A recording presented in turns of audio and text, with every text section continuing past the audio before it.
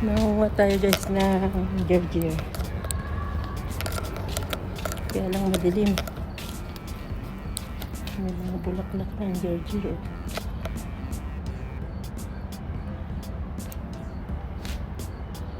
Hindi naman kita. Super dilim na.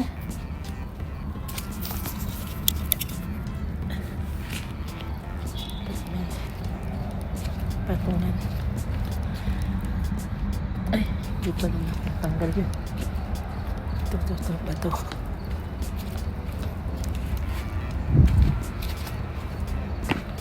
Ng bato pang patungan ng ating mobile.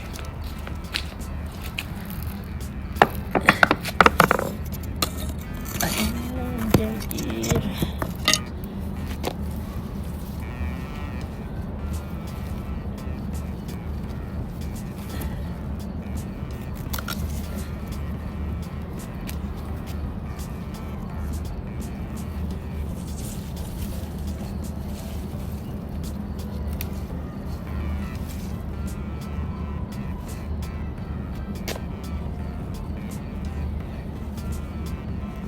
Namumulaklak na ang gerger eh.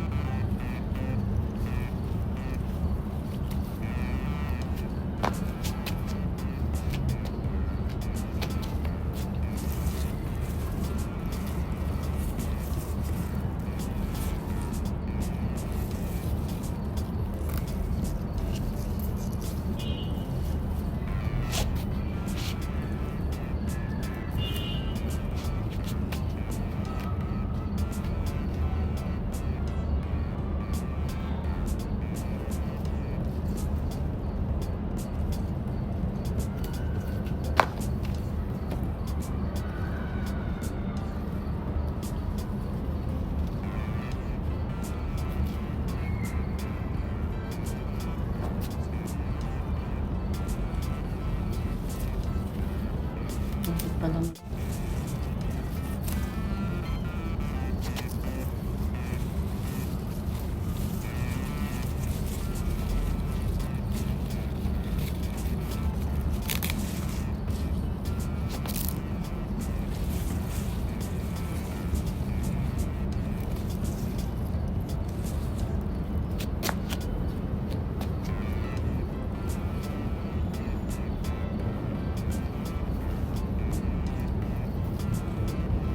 Hirap mag-harvest nang walang ilaw. Tangtsahan na lang guys.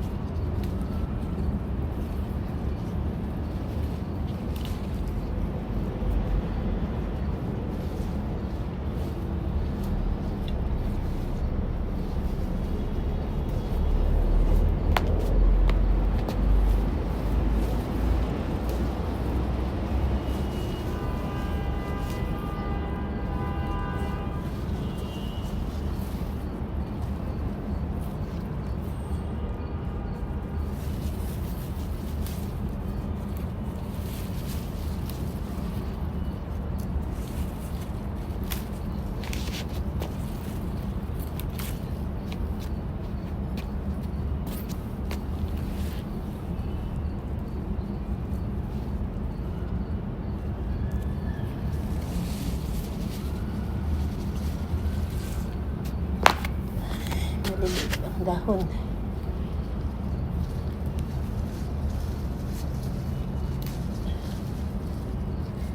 At least fresh from the tree of Georgia.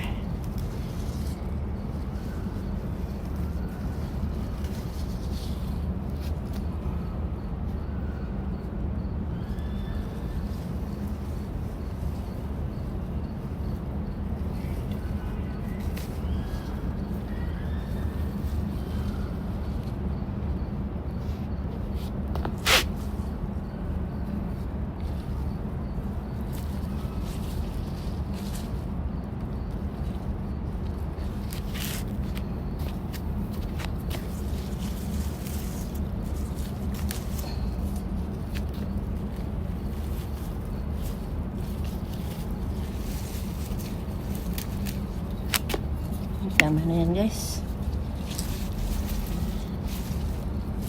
Ayan. Pandagdag lang naman siya sa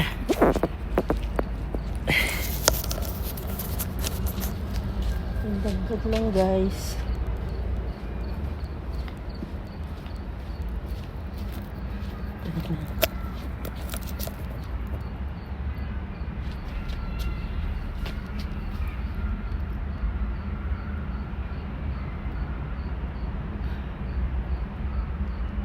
Ay, naana.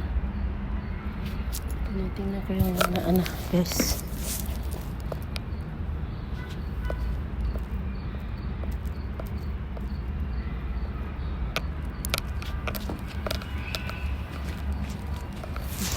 Ayan.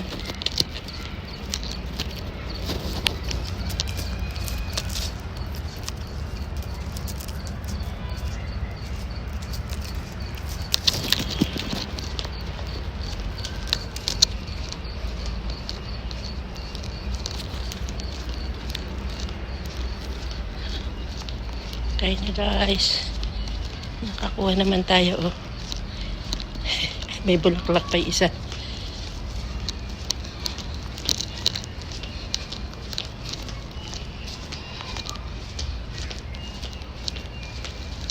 Pwede na yan kasi pandagdag lang naman dun sa ating green onions, red onion, cucumber, and lemon.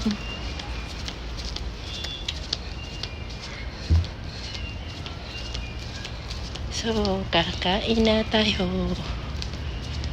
Biyernes Santo, guys.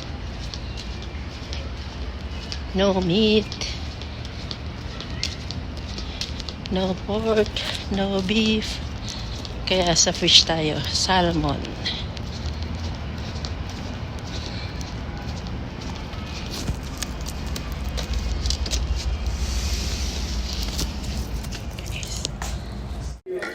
Let's eat, guys. No meat, just fish, salmon.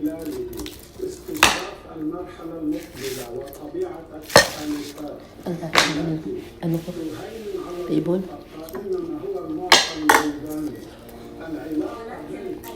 Corn.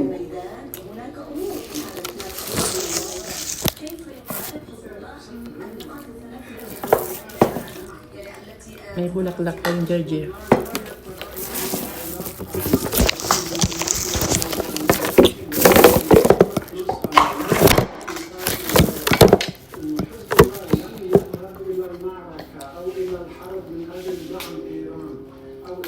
Can I move a little?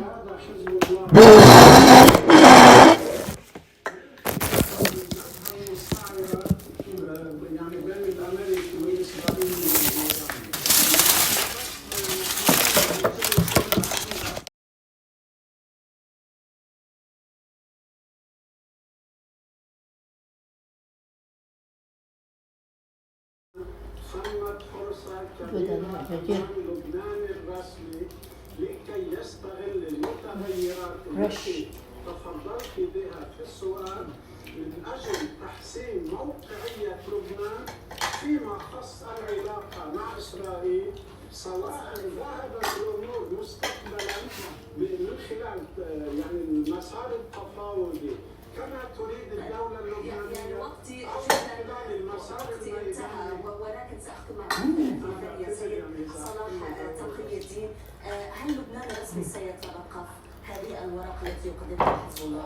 اولا هناك معطى كثير اهم بكثير من اللي عم نحكي فيه، وهو ان هناك قناعه واعلان رسمي اسرائيلي بانه اذا توقفت الحرب الامريكيه الاسرائيليه على ايران لن تتوقف على لبنان، وبالتالي ان تفاوض ايران عنا المسألة لن تعد مرتبطة بما تخوضه من حروب، ولا نستطيع أن نستقوي بنتائج مفاوضات أمريكية إيرانية إذا كان القرار إسرائيلي بالهجوم على لبنان. هذه المشكلة الحقيقية اللي عم نعيشها. يجب علينا أن نستخدم جميع الوسائل الممكنة للضغط باتجاه تنفيذ مبادرة الرئيس طيب. شكرا جزيلا لكم الدكتور حبيب فياض الأكاديمي والباحث السياسي، أيضا السيد صلاح تقي الدين الكاتب الصحفي والمحلل السياسي. ختام هذه النافذة من محيط الضاحية الجنوبي لبيروت، عودة مجددا لك سلمى في الدوحة. شكرا لك يا بنوة. أثار الهجوم الأمريكي الذي استهدف جسر كرج غرب العاصمة طهران أثار ردود فعل إيرانية غاضبة. مراسل الجزيرة عامر لافي رصد الأضرار المادية التي لحقت في الجسر الذي يربط كرج بالعاصمة الإيرانية. نحن الآن عند جسر B1 في مدينة كرج. هذا هو الجسر الذي تحدث عنه الرئيس ترامب وقال بأنه تم قصفه. هذا الجسر قصف مرتين في نفس اليوم، وهو ما أدى إلى مقتل 8 أشخاص وإصابة نحو 100. كما تلاحظون أسفل هذا الجسر يوجد قرية، ومعظم الجرحى والقتلى هم من سكان هذه القرية. الأمر الثاني هو أن الضربة الثانية التي وجهت للجسر كانت أثناء عمل فرق الدفاع المدني وأثناء عمليات الإنقاذ. كما تلاحظون بوضوح توجد هناك روافع بجانب هذا الجسر، لأن هذا الجسر ما زال قيد الإنشاء، وكان من المفترض أن يبدأ العمل به أو يفتتح في حزيران القادم ليكون واحد من أكبر الجسور أو ربما